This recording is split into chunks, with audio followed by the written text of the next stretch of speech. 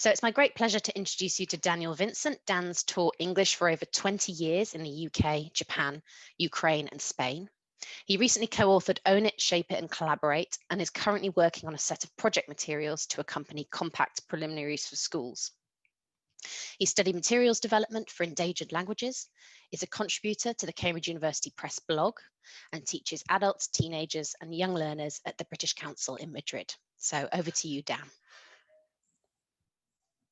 Hi, good morning, everyone. It's very nice to be here. I've just been looking at some of the greetings in the chat and seen that there's people from Ecuador, Russia, Azerbaijan, Romania, everywhere. So I'm going to wish you good afternoon because that's what it is in Spain, but good morning or good evening, depending on where you are in the world. Okay, so today I'm going to be talking to you about learning to learn for the future, promoting learner autonomy with teenagers. I'm currently teaching here in Spain, so I have classes of teenagers myself and have done for many, many years. So the activities that we'll be looking at today are ones that I've tried with my own teenagers, or my own teenage students rather, and I hope you'll be able to try with yours. The session is basically going to consist of some very concrete activities that hopefully you'll be able to take away and do. But before we move on to those, I just want to say a little bit about what learning to learn is. What do we mean when we talk about promoting learner autonomy? And I think as a good starting point, it's good to think about the question, what do you teach? Or what do we teach? Most people would answer that question, I think, with the subject. I teach English, I teach history, I teach maths, I teach geography. But I think there's another way you can answer that question. And that is, I teach children, I teach teenagers, I teach adults, I teach refugees, whatever it might be, for example. Essentially, if we focus our minds on the fact that we're teaching people, it can help us to reframe how we think about what we need to teach within the lessons. Because obviously we have content knowledge that we need to impart, but we need to be thinking about other skills that we need to help our students develop. And very much with teenagers, they're coming of age in a very complicated, very complex world. It's changing very rapidly. What they need to know, what they need to be able to do, is going to change a lot, and that pace of change is also going to become much more accelerated throughout their lives. And they need to be able to approach that world and navigate that world armed with a set of skills such as their ability to communicate well. Ed Fido was talking about oracy and the ability to express yourself well in the previous session. The ability to be creative, to have a kind of digital literacy around their use of the internet, and also just to become better learners. I think we've all had to, in the past 9 or 10 months of the COVID crisis, we've all had to learn an awful lot of new ways of doing things, new platforms, new technologies, new ways to teach. And that's been as true of us as teachers as it is of the people that we teach. And I think it's possible to become a better learner. So learning to learn is helping our students develop their abilities to become more independent learners, to be able to understand how they learn and to employ different ways and methods to help them learn better. Now that can sound a little bit abstract, but it can be broken down into more, I think, slightly more concrete categories. So if we look at the question, what is learning to learn? Broadly speaking, we could say that it is taking control of one's own learning. So rather than letting the teacher completely lead the learning journey, taking control of your own learning and your own pace of learning and direction of learning, developing particular skills and strategies for learning, and then reflecting on and evaluating your own learning.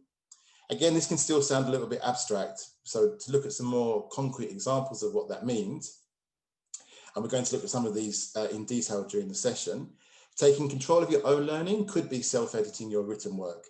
So rather than writing a piece of writing, handing it into the teacher and expecting the teacher to be the one who gives all the feedback and correction, drafting your work and redrafting your work in a very methodical way so that you focus on your own improvement before you look for the teacher's feedback. We're going to look at an activity for self-editing in a moment. Another area where you can take control of your own learning is in speaking activities in class. Just because we have our students talk to one another doesn't mean that they're really making the most of those opportunities. They may just be taking turns to speak without listening to each other, without engaging actively or constructively in the speaking activity. So learning how to participate more constructively in speaking activities is another example of directing your own learning here. Very important is setting clear learning goals. Knowing what you want to achieve is not enough, but knowing how you're going to achieve that goal is really important. And we can help students develop the ability to kind of identify what they want to achieve in terms of their learning and how to get there. And that's really very important. And also choosing ways to practice English outside of class. No matter how much input there is in a lesson, no matter how much opportunity there is to practice the language within class, at some point, all learners of a language have to engage with that language outside of the classroom. And with English, there are a multitude of ways that people can do that. There are TV shows they can watch, language exchanges they can take part in. If they're traveling, they're likely to learn English. But just because there is that huge, broad range of opportunity doesn't necessarily mean our students know how to tap those resources or how to focus on ways of learning that might be useful for them outside of class. Then when it comes to developing skills, we're going to look at some activities for taking notes methodically. I don't know about you, but occasionally I take in my students' notebooks to see just how they're doing in terms of taking notes. And I see the whole range of note-taking methods, from the very systematic and the very organized, lots of underlining, lots of different colors, to the students who've written a few random words here and there, not even on pages that are in a kind of sequential order. Some students are naturally good at taking methodical notes, some less so. But as teachers, we can do a lot to help our students become much more methodical, systematic note takers, which again will help their learning. And we're going to look at a couple of examples of that later on. Following on from taking notes is reviewing, not just taking notes and then never looking at your notebook again, which I'm sure happens in many cases, but reviewing the notes that you've taken, in particular vocabulary. And again, that can be done more methodically than just reading over what you've written. Ways in which that can be done are to use things like spidergrams and mind maps, very visual methods of keeping notes and of reviewing notes, and we'll look at some ideas of that. And then one that we're not going to look at in this session, but I really recommend, is getting your students to use their mobile phone to record themselves speaking in English for a speaking activity. And then, although it can be a little bit embarrassing at first, listening back to yourself. And it really helps. I've done it myself in learning languages. I tried to do it a bit last night in preparation for this talk as well. It really helps you to diagnose where you're doing well, maybe where you tend to repeat yourself, pronunciation features that you need to work on, phrases that you repeat and repeat and repeat, where you could be using synonyms or more variety. So getting students to record themselves is something they can do at home as homework. It's something they can do in class if they're allowed to use their mobile phones. Is something I recommend. Finally, very important is to reflect on and evaluate your own learning. Unless students are aware of what they're doing well or where they need to improve, it's very difficult to move forward in a way which is going to maximize their learning. So building in constant opportunities for reflection and evaluation into classes is really key for allowing students to become more autonomous and to take charge of their own learning journey. But to look at some concrete activities, before we do that, I just want to make this point. Learning to learn is not the following. It's not grammar, it's not vocabulary, it's not pronunciation, and it's not any of the core language skills such as speaking, listening, reading, or writing. The skills necessary for a student or a person to become a better independent learner are not necessarily tied to the subject. They're skills which will be useful in other subjects at school, and when they come to further education, when they come to work.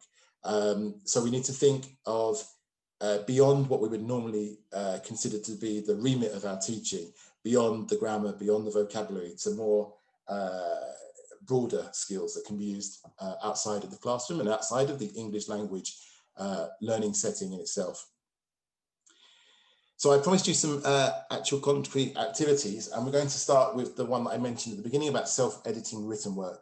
Now, I'm sure this is true of your students, and I'm sure it's true of anyone who's learned a language, but it's definitely true of me that when I speak or I write in another language, I find myself making the same mistakes again and again. Ones where I know what the correct phrasing or the correct wording should be, but I tend to repeat the same mistake.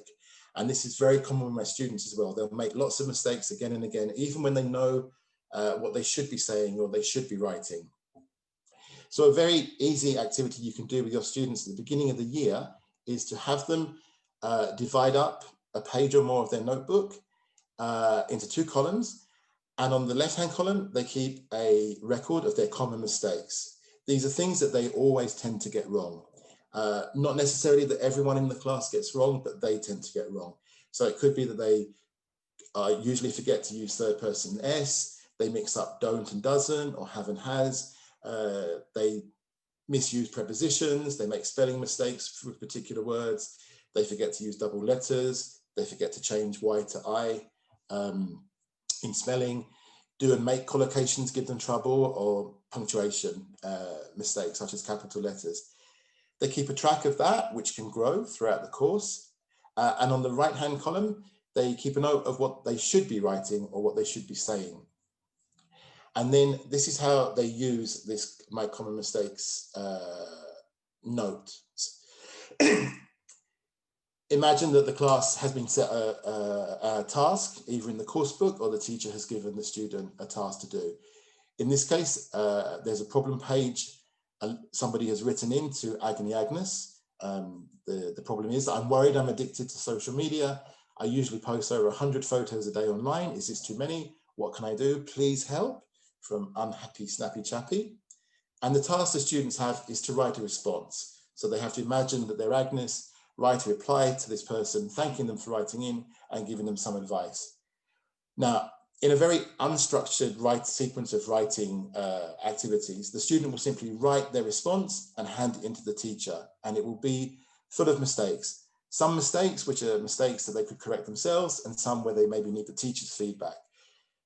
However, if they have open their notebook with their common mistakes and what they should be writing, they can use this as a reference and check what they've written against their common mistakes and correct their writing before handing it in. So for example, they think, okay, I always forget to use third person s. Let me check, have I used it when I should be using it? I always spell the word with wrong. Have I used the word with in this piece of writing, and have I spelled it correctly?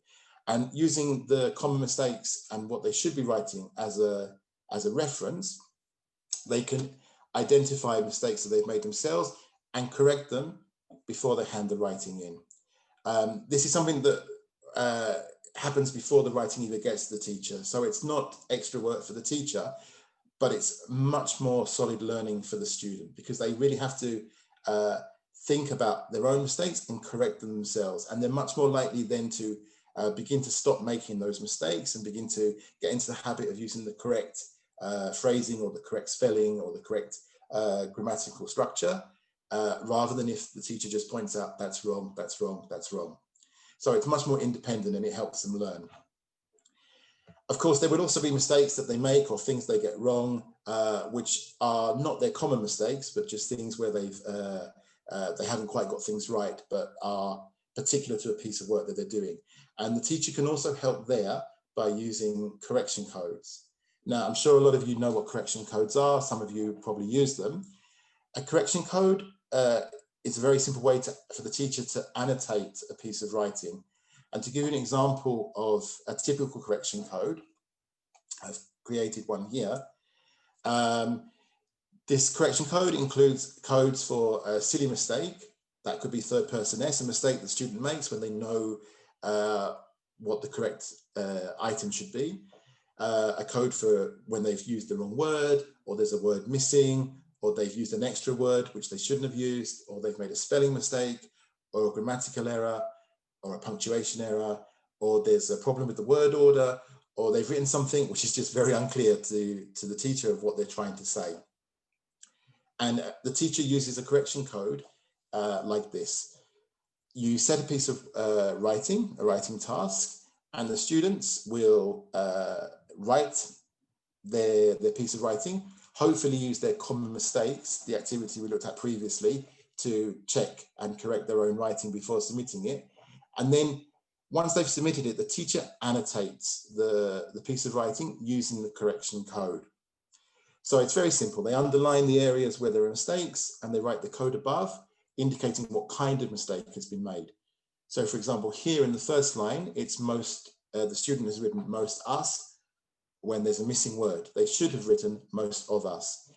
And then the teacher hands it back with all of the annotations, and the student then has an opportunity to look at the mistakes. They know what kind of mistake they've made and to think about what the correct version should be for themselves.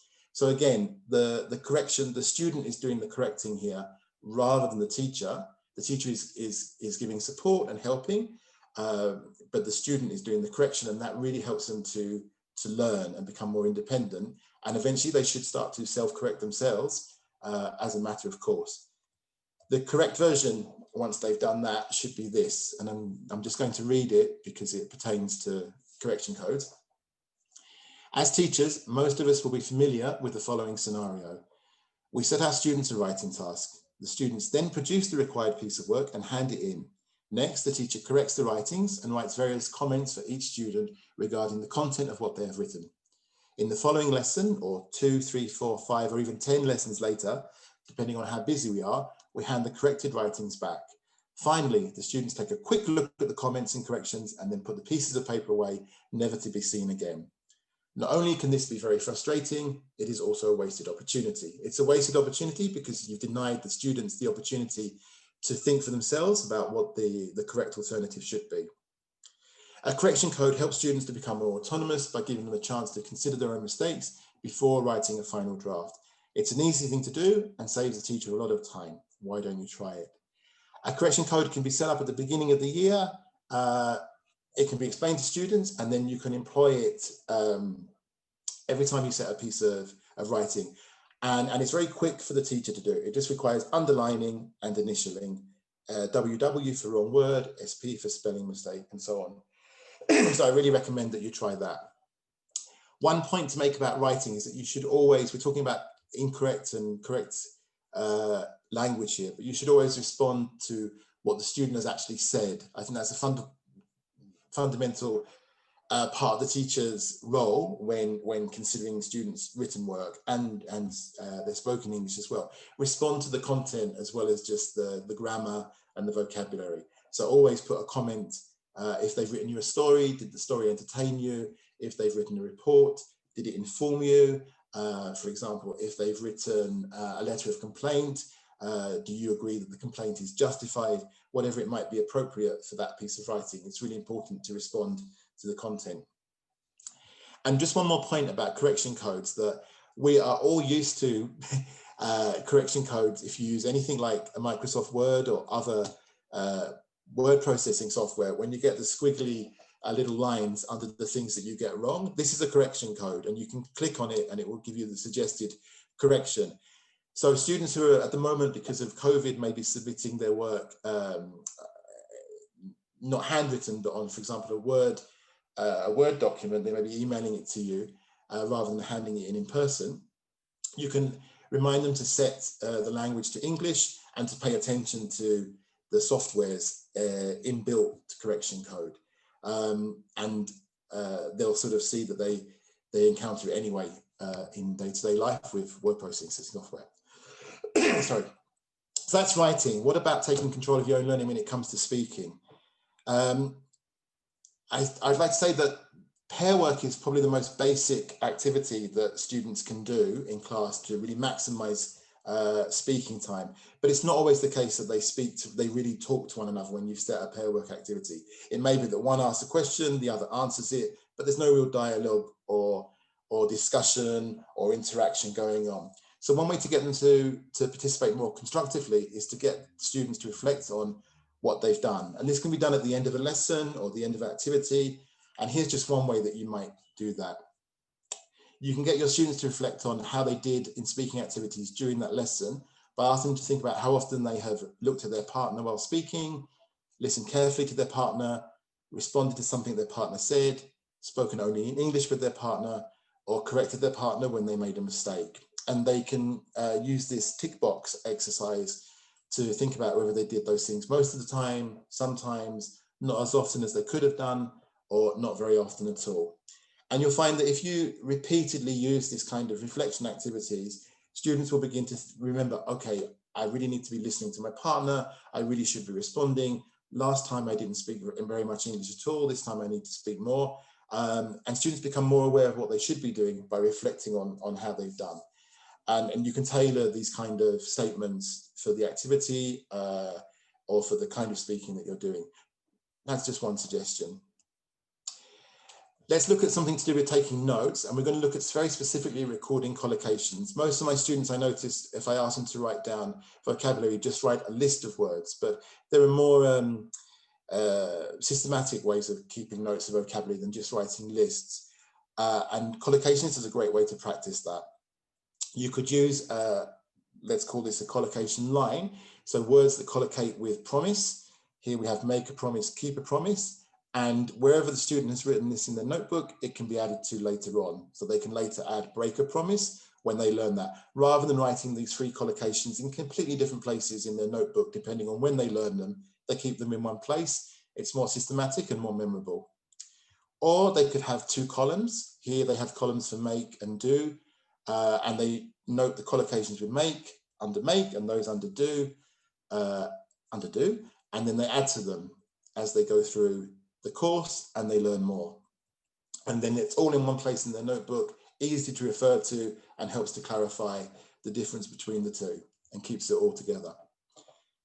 A further way is with spidergrams or mind maps. So here we've got a kind of a very basic spidergram for the word leave, and the arms, or the legs rather, of the spider point out to different senses of leave. So we've got the sense of departing, exiting, finishing, and other phrases. And the student writes examples or collocations under those headings, under departing, exiting, finishing, or other phrases, to help clarify the different senses of leave. And again, as they learn more, they can add. So they can add to leave on time, to departing. They can add to leave work, to leave a message for someone, to leave university. And this, again, much more methodical. And for those students who maybe learn better by visually, this really helps to make the learning of leave and its various senses and its various collocations more memorable. Okay. Here's a set of collocations. These sessions have been recorded, so you can come back and look later. You can do this with your students. You can show them this list. Ask them how they would group and record these collocations. Would it be with a line, like the one for promise, in two or more columns, like the ones with make and do, or as a spidergram, with like the one with leave? So just to let you know, those are the groups: collocations with have, collocations with play, do, and go, and collocations with friend. So I'll let you come back to the recording later and try that for yourself. Then there are vocabulary flashcards. Flashcards are really a very basic way to practice and learn vocabulary, very tried and tested, very easy to make, and they can be made, students can make them and then use them for the vocabulary that they decided they want to learn, and not just the vocabulary that maybe the teacher has selected for the lesson. But just to point out that there are many more ways to use flashcards than simply having the English on one side and a translation on the other. You can have gap sentences for collocations. So for example, here, the collocation is bitterly disappointed. Parts of phrasal verbs to hang out with. The very standard translation with the English, here to raise money, or even a picture, here's an alarm clock, or longer phrases. So here we've got people on the margins of society. So flashcards are really useful, but there's different ways that they can be made depending on what you want to practice or learn.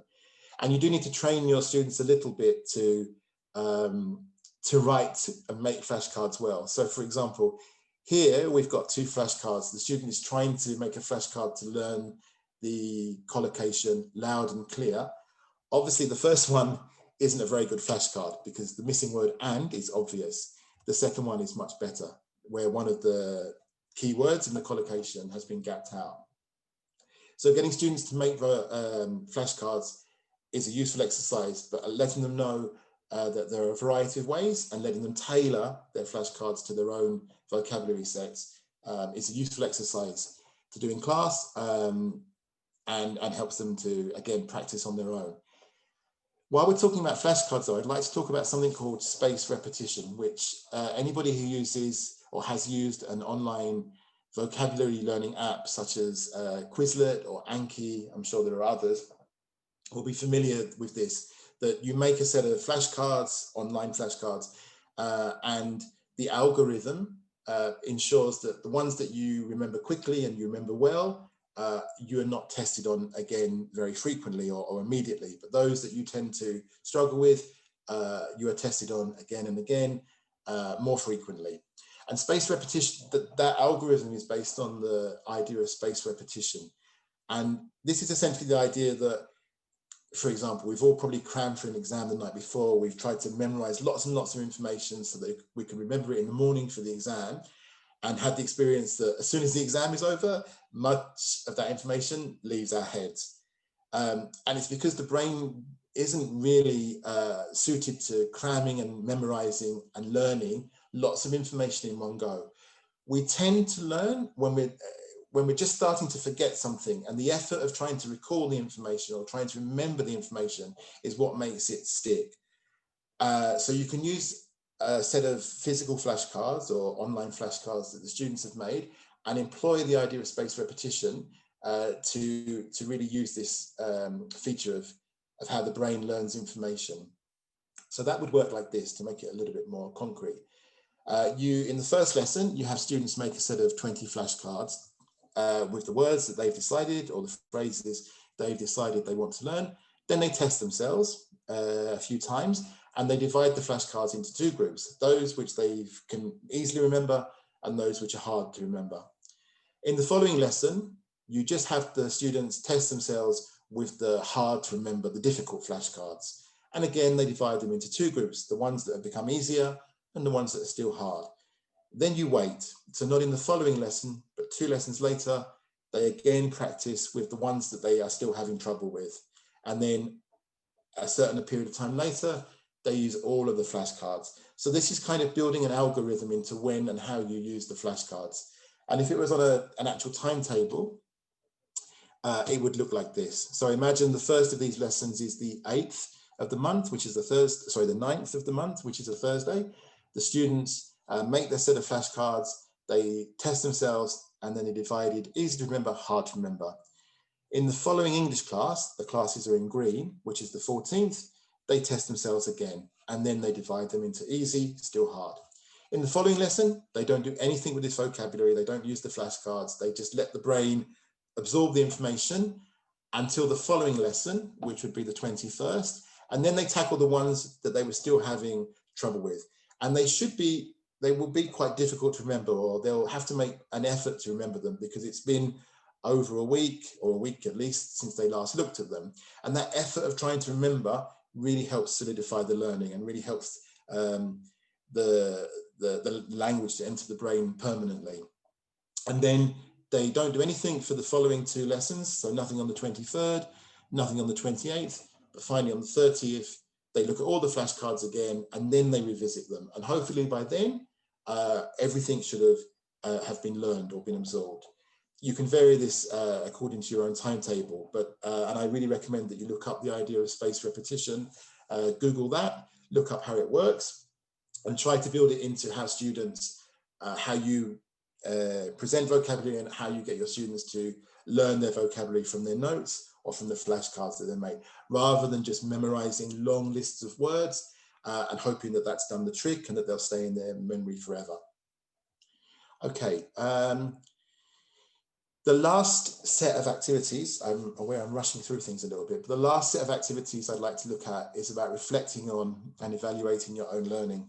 And I just would like to talk about this a little bit because it's a really key point about learning to learn. As with all areas of learning, we really have to make our students aware of their own learning and think about their own learning, think about what they do well, think about where they need to improve and how they could improve.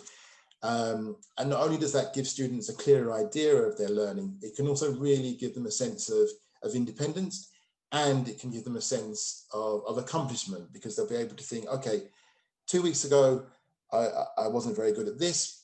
I knew I had to get better. I've done this, and now I am better. To give you an idea of a very simple way that this can be done, I'd like to show you this little card, which I actually use not with teenagers, but with my primary age students, who are 7 and 8 years old. And it's just to get them to think about how much English they've learned in class. It's a very simple activity. They have 4 smileys, 4 emojis, and at the end of the class, they think about how much English did I speak today, and they colour in the box according to how much English they think they've spoken. And it could be lots and lots and lots and lots and lots, or just lots and lots, some but not much, or if they haven't really tried, nothing.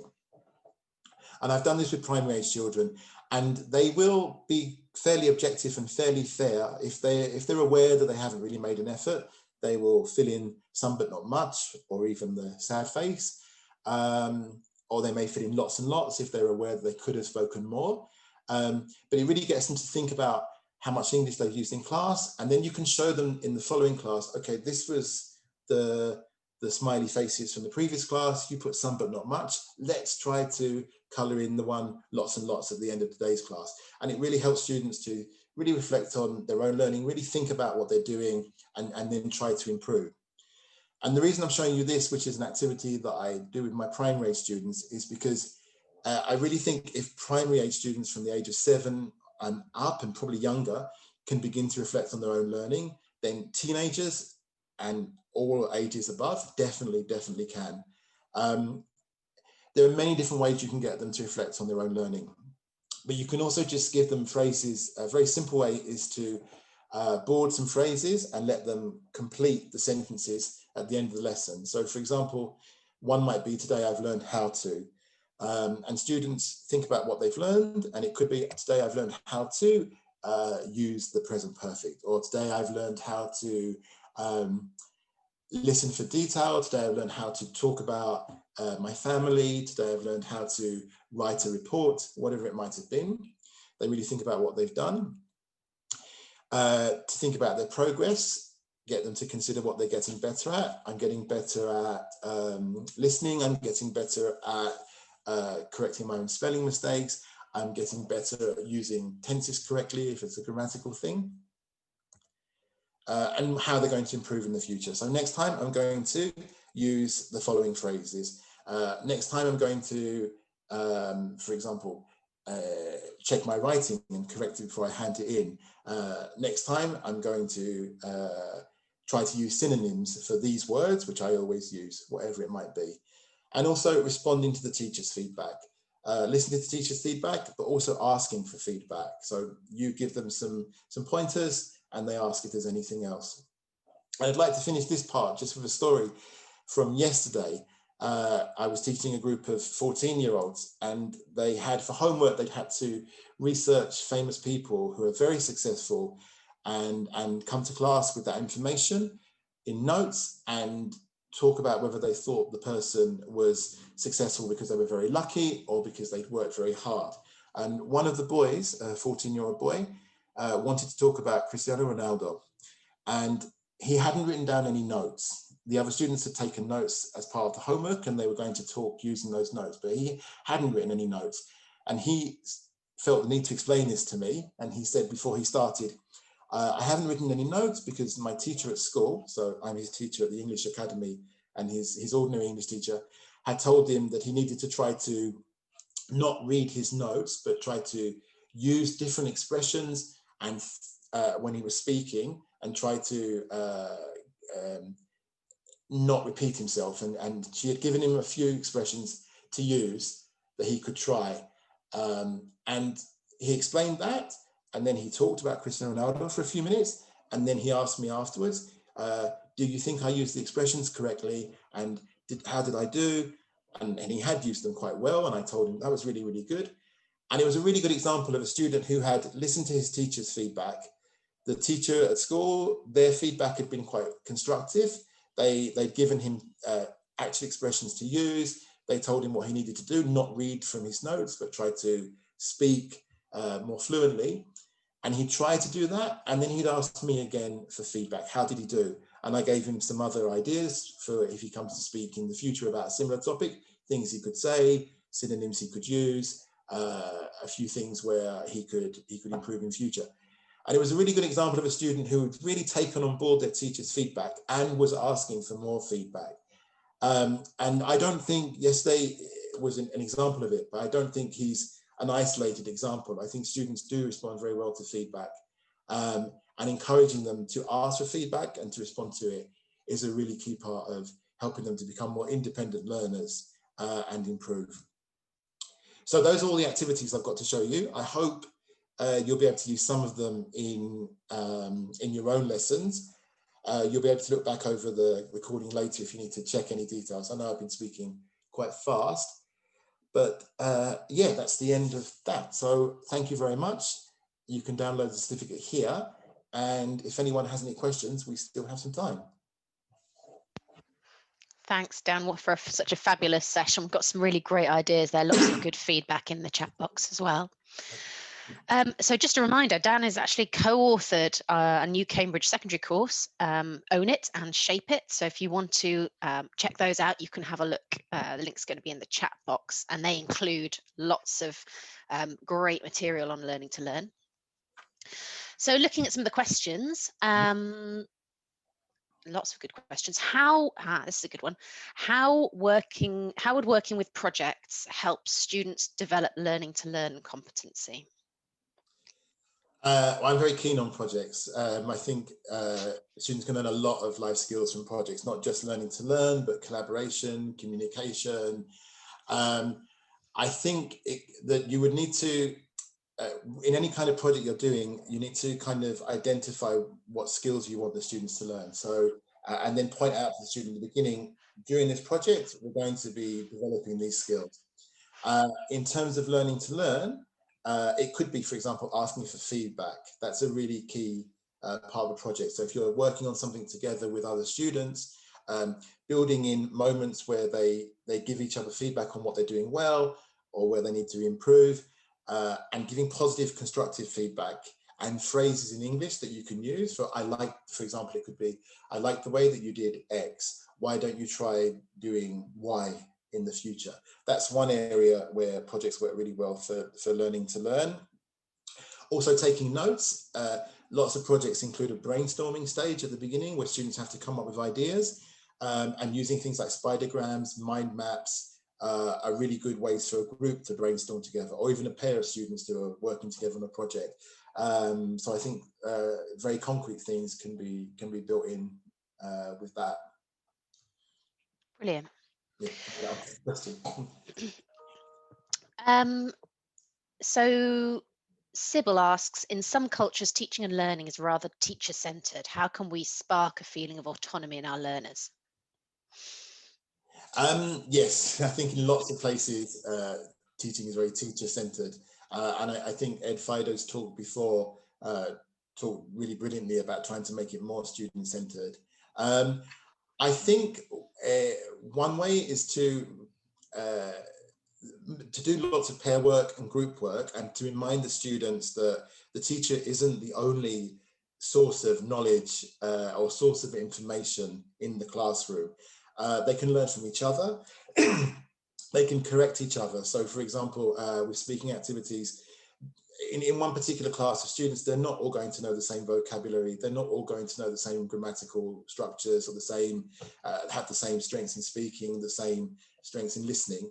And they can help each other. So you can encourage them to, if you hear your partner, make a particular mistake, it's okay to correct them, or it's okay to ask your partner, how did I do? So I think making that clear, and for the teacher to take a step back, for example, with the writing activities I pointed out, giving that stage, giving students a stage between producing work and the teacher commenting and correcting the work, giving the student, allowing them to redraft and to correct themselves before handing it in, for example, recording themselves on the mobile phone and asking them, okay, what do you think you do well? What do you think you need to improve on?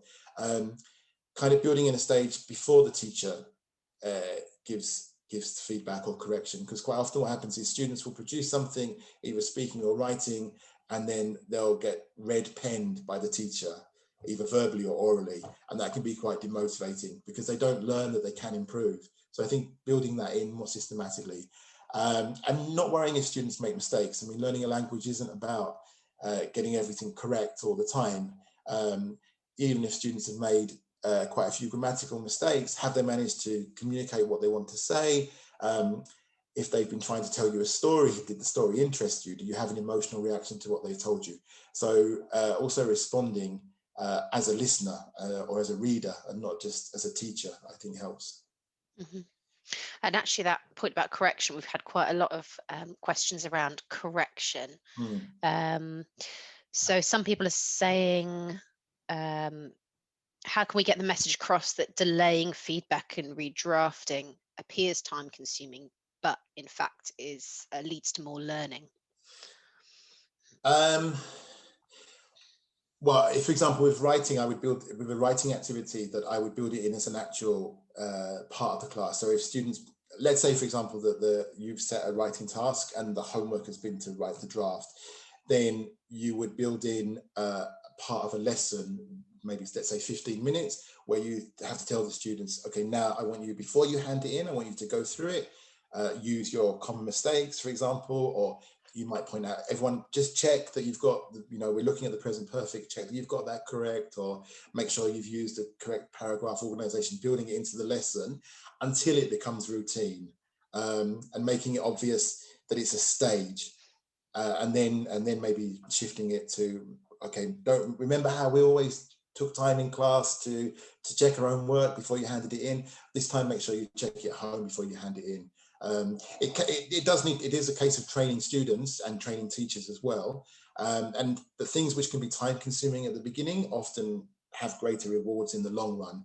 So some investment of time can have a lot of payoff. And as the person commented, it definitely leads to more learning. Mm-hmm.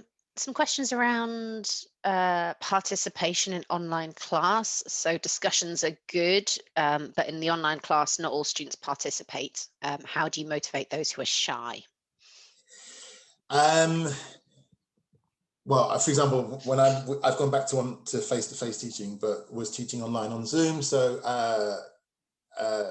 we were using breakout rooms quite a lot to do pair work. I don't think we should bully shy students into speaking if they don't really feel comfortable with speaking. But for example, in pair work, for often a very simple way, if students have to talk about their family, for example, or their daily routine or what they did in the summer, perhaps asking students to say, what did you find out about your partner, can help overcome their shyness, because they're not really talking about themselves, they're just talking about something their partner has said. And quite often a case of shyness with teenagers is that they don't want to talk about themselves. So asking them to report back what they've learned about someone else can help with that. Making sure that a speaking activity has questions that start simple questions that become more complex or that become more probing. And then when you do ask, if you ask for feedback from students, you ask them to comment, make sure that you ask the shyer students the questions that you feel they'll be most comfortable in asking, rather than picking randomly on them to answer the more complicated ones. I don't also think the case that a student being shy and not wanting to participate at a particular time doesn't mean that at some point later in the course they might suddenly start speaking more. It can be personality, but I found sometimes I have teenagers and groups over several years, and ones that I thought were shy at first suddenly blossom, and ones that were really noisy get quiet. So I wouldn't worry too much about that. Great, thank you. Well, that's all we've got time for today, or this session. But thanks to Dan for such a fantastic session. It was really interesting. And thank you to you all for joining us today and all the great questions.